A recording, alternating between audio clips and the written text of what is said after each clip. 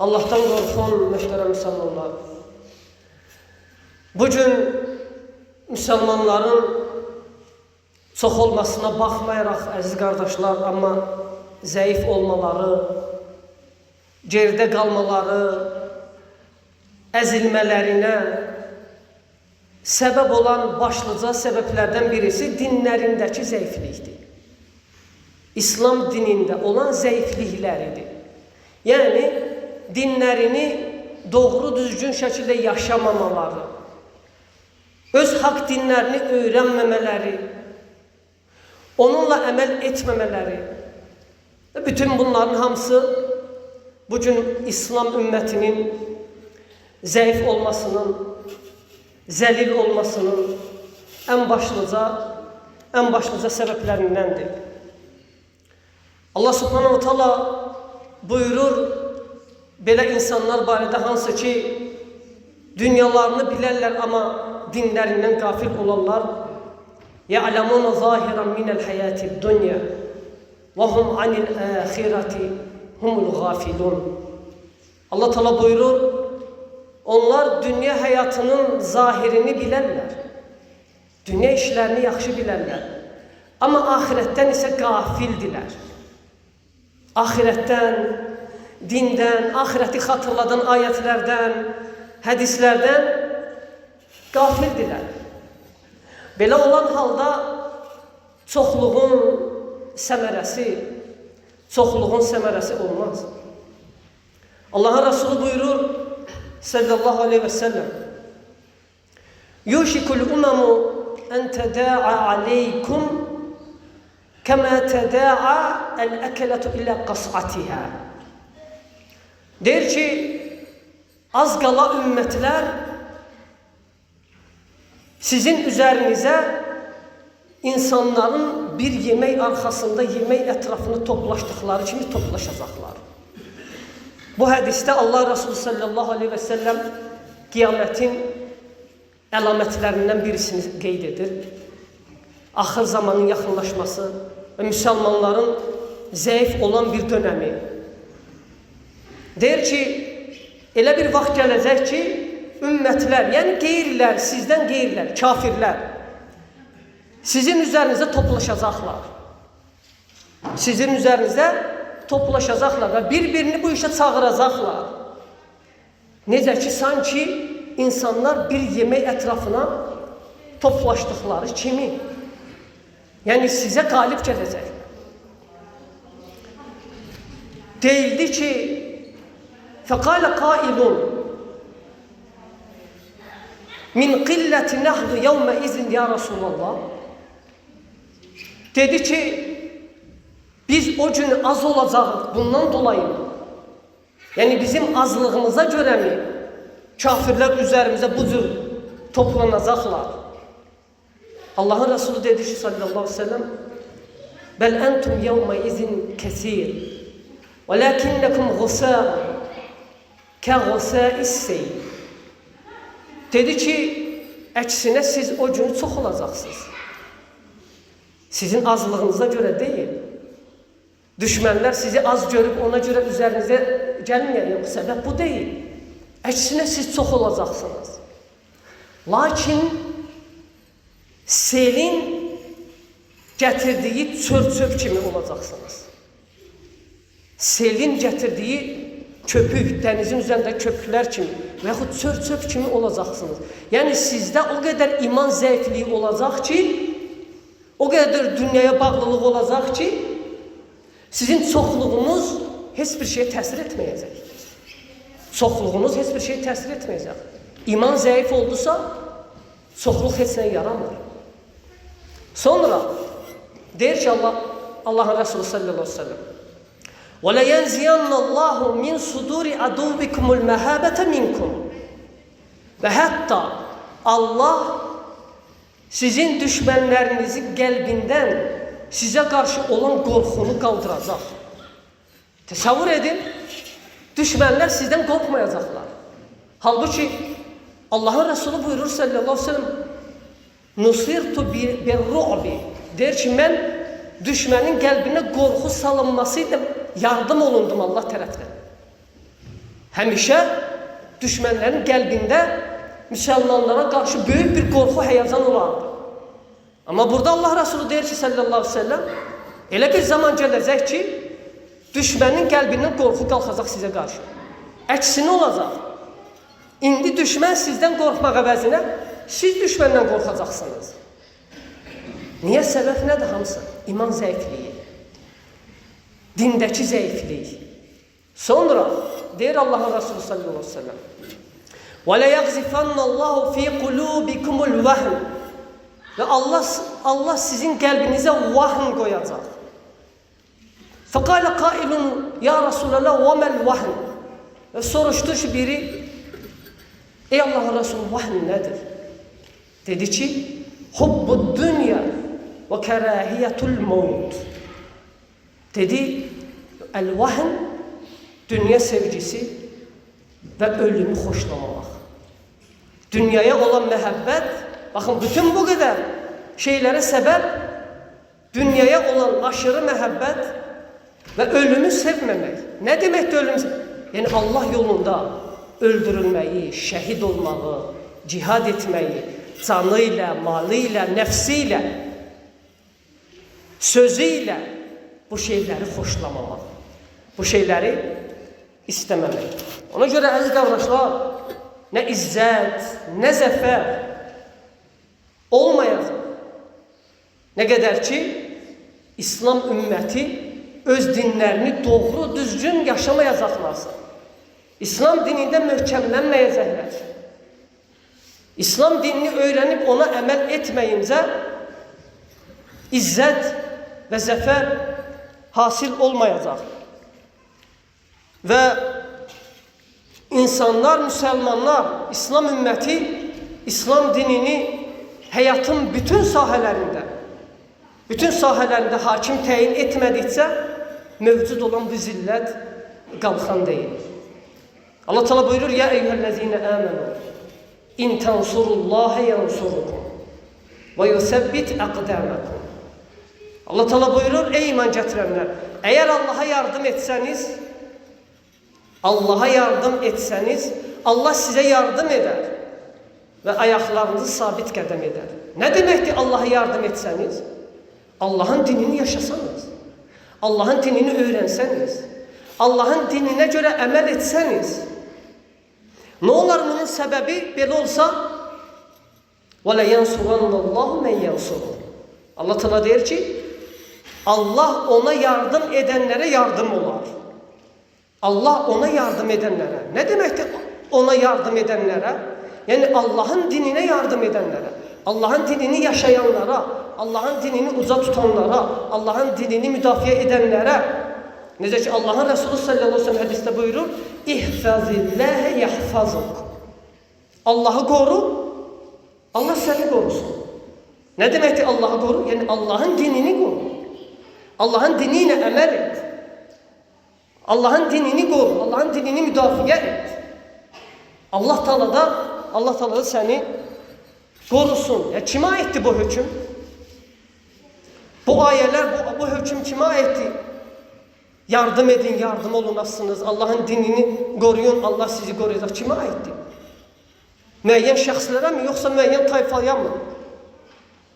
Bəziləri elə düşünür ki, bax, ümmətin zəlilliyinə səbəb hakimlərdir, və yaxud tacirlərdir, və yaxud alimlərdir. Xeyr, bu hökm hər kəsə aiddir. Hər kəsə, müəyyən şəxslərlə bağlı deyil. Müəyyən şəxslərlə bağlı deyil. Hökm hər kəsə aiddir.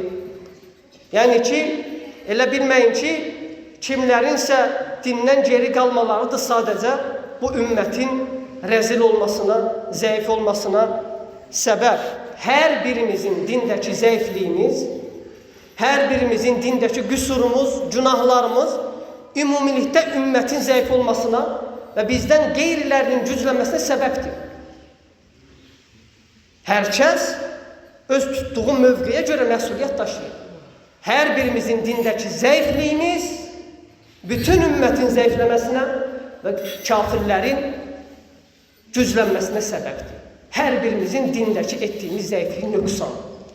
Allahın Resulü buyurur, sallallahu aleyhi ve sellem hadiste İzâ tebayya'tum bil ayna ve akhaztum bi aznabil bakar ve raditum biz zar'i ve teraktumul cihad sallallahu aleykum zullen la yenzi'u hatta terci'u ila dinikum. Allah'ın Resulü buyurur sallallahu aleyhi ve sellem. Hileli alış-verişle meşgul olduğunuz zaman, hileli, yani ki faize yol açsan alış-veriş növlərindən. O növlərdən birisi, hər hansı bir şeyi bir qiymətə satırsan, ay ödəniş şərti ilə, sonra yenidən gedib həmin şeyi satdığın adamdan daha aşağı qiymətə nağd alırsan. Hiləli alış-veriş növlərindən birisidir. Allah Resulü deyir ki, hiləli alış-veriş növü ilə məşğul olduğunuzsa, bura faiz də və sələm də daxildir. Və inəklərin quyruğundan tutub əkin biçinlə razı qaldınızsa və Allah yolunda cihadı tərk etdinizsə, elə bir zəlillik, elə bir rəzillik çökəcək ki üzərinizə, heç vaxt Allah onu sizdən qaldırmayacaq, hətta dininizə dönməyinizə. Təsəvvür edin. Yəni mənası odur ki, nə qədər ki dünyavi işləriniz, dünyaya bağlantınız sizləri dininizdən, ibadətlərinizdən geri qoyacaqsa, zəiflədəcəksə, bir o qədər rəzillik, zillət sizin üzərinizdən qalxmayacaq. Allah Subhanahu taala bizləri zillətdən, rəzillikdən qorusun. Barakallahu li və lakum fil Qur'anil azim və nafa'ani və iyyakum bima fihi minal ayati və zikril hakim. أقول قولي هذا وأستغفر الله لي ولكم ولسائر المسلمين من كل ذنب فاستغفروه إنه هو الغفور الرحيم. الحمد لله حمدا كثيرا طيبا مباركا فيه كما يحب ربنا ويرضى وأشهد أن لا إله إلا الله وحده لا شريك له وأشهد أن محمدا عبده ورسوله يا أيها الذين آمنوا اتقوا الله حق تقاته ولا تموتن إلا وأنتم مسلمون. Möhtərəm müsəlmanlar, nə qədər ki müsəlmanlar bu gün İslam ümməti, nə qədər ki İslam ümməti özlərini həqiqi mənada dəyişməyincə, dinlərinə dönməyincə, dinlərini öyrənib onunla əməl etməyincə, hallarını dəyişməyincə, hər zaman yaxşıya doğru bu zəiflik, bu zillət onlardan qalxmayacaq və izzət də hasil olmayacaq. Allah Teala buyurur: "İnna Allah la yughayyiru ma bi qawmin hatta yughayyiru ma bi anfusihim." Allah Teala buyurur: Allah bir qövm özündə olanı dəyişməyincə onları dəyişməz. Yəni özünüzdə olan halı dəyişməyincə Allah sizi dəyişməz. Bugün ümmət, İslam ümməti günahlar içində olduğu halda, şəriətə müxalif olan, qadağa olunmuş şeyləri etdikləri halda, yəni müsibətlərdən və rəzillikdən, zəlillikdən qurtulmalarını mı düşünürlər? İzzəti mi düşünürlər? Allahın Resulü buyurur sallallahu aleyhi ve sellem, deyir ki, مَا نَقَدَ قَوْمٌ الْأَحْدَ إِلَّا صَلَّةَ اللّٰهُ عَلَيْهِمْ عَدُوَّهُمْ. Bir qövm əhdi pozduqları zaman Allah subhanahu ta'ala düşmənlərini onlara müsallat edər. Baxın, bu hədisdə Allahın Resulü sallallahu aleyhi ve sellem 5 günah növlərini sayır və onun müqabilində onun pis əsərini qeyd edir. Birincisi deyir ki, əgər bir qövm əhdi pozarlarsa, burada əhd qeyd ediləndə həm sultana, müsəlman əmirə, başçıya qarşı olan əhdin pozulmasıdır, həm də müsəlmanların öz aralarında olan əhdin pozulmasıdır. Yəni artıq müsəlmanlar bir-birinə etibar etməyəcəklər. O qədər əhdə vəfasızlıq baş verəcək. Və deyir ki, nə qədər ki əhd pozulacaq, Allah Teala düşmənlərini onlarla musallat edəcək. Sonra buyurur ki, وَلَا فَشَتِ الْفَاحِشَةُ فِي قَوْمٍ إِلَّا أَخَذَهُ اللّٰهُ بِالْمَوْتِ. Və bir ümmətdə fahişəlik yayılarsa, zina, yəni zinaya aparan yollar soxalarsa, Allah o qövmü ölümlə yaxalayar. Yəni, başqa rəvayətdə də gəlir, ölümə səbəb olan xəstəliklər o qədər çoxalar ki, bu fahişəlik, bu zinaya aparan yollar vasitəsilə qəfil ölümlər çoxalacaq. Bilinmədən xəstəliyini çarə tapılmayan xəstəliklər çoxaldığı zaman. Elə bir xəstəliklər yayılacaq ki, ölümə səbəb olacaq. Sonra deyir ki, Allah Resulü sallallahu aleyhi ve sellem وَمَا طَفَّفَ الْقَوْمُ الْمِيزَانِ İllə axazahumullahu bis-sinin. Əgər bir qövmdə, tərəzidə, ölçüdə aldatmaq baş verərsə, Allah onları illərin qıtlığına məruz edər. İllərin qıtlığına, yəni bolluq əvəzinə qıtlıq baş verər. Bir çox ruzilərdən, neymətlərdən məhrum olmuş olanlar. Sonra buyurur Allah Resulü sallallahu aleyhi ve sellem وَمَا مَنَعْهُمُ الْقَوْمُ الزَّكَاةِ İllə mənəhumullahul qatrata minəs-səmə. Əgər bir qövm zəkatı verməkdən imtina edərsə, mallarının, mülklərinin, malik olduğu şeylərin zəkatının, sədəqəsini çıxartmazlarsa, Allah göydən yağışı onlardan kəsər. Hətta göydən bir damcı yağış düşməz. Yəni, bərəkəti Allah qaldırar onlardan. Rəvayətdə gəlib ki, əgər yer üzündə olan heyvanlar olmasa, bir damcı yağış yağmaz göydən. Deməli, yağışın yağmasına səbəb sadəcə yer üzündə olan heyvanlardır. Onlar məhv olmasın deyə. Sonra buyurur Allah Resulü sallallahu aleyhi ve sellem وَمَا جَارَ الْقَوْمُ فِي حُكْمٍ İllə kənə bə'suhum beynəhum.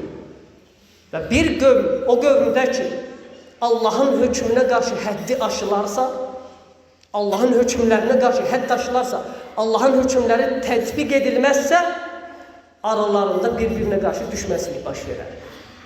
Yəni, bugün müsəlmanların bir-birinə qarşı düşmən olmalarının səbəblərdən də birisi Allahın hökmündə həddi aşmalarıdır. Allahın hökmlərini doğru, düzgün şəkildə həyata tətbiq edib yaşamamalarıdır. Baxın, qardaşlar, bu sadəcə 5 münkərdir. Allah Resulü sallallahu aleyhi ve sellem yəni çevrədə baş verən, İslam aləmində baş verən yüzlərlə, minlərlə münkərlərin, günahların içində sadəcə 5-inə misal verir. Əgər bu 5 baş verərsə, bunun müqabilində 5 acı aqibət olar. Bu 5 asiliklər baş verərsə, bu qədər nədir? Allah taladan gələn cəzalar baş verər. Deməli, hər birimizin və hər bir müsəlmanın ən başlanğıc zəfəri onun ilk növbədə şəriətə, dinə qarşı olan müxalifçiliyə son qoyub və günahları tərk etməsindədir. Yəni, ən başlanğıc zəfər insanın özünün, nəfsinin günahlara qarşı zəfər qazanmasıdır. Asilikləri tərk edərək buna qarşı zəfər qazanmasıdır. Allah subhanahu teala bizləri zəfər qazanan ümmətlərdən etsin.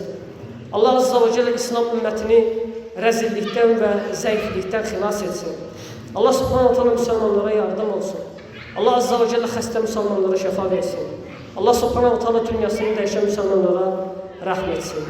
İbadallah, innallah ya'muru bil adli vel ihsan ve ita'i zil qurba ve yanha anil fahşai vel munkari vel baghi ya'izukum la'allakum tezekkarun ve zkurullaha yazkurukum veşkuruhu ala ni'mi yazidkum ve la zikrullahi akbar vallahu ya'lamu ma tasna'un.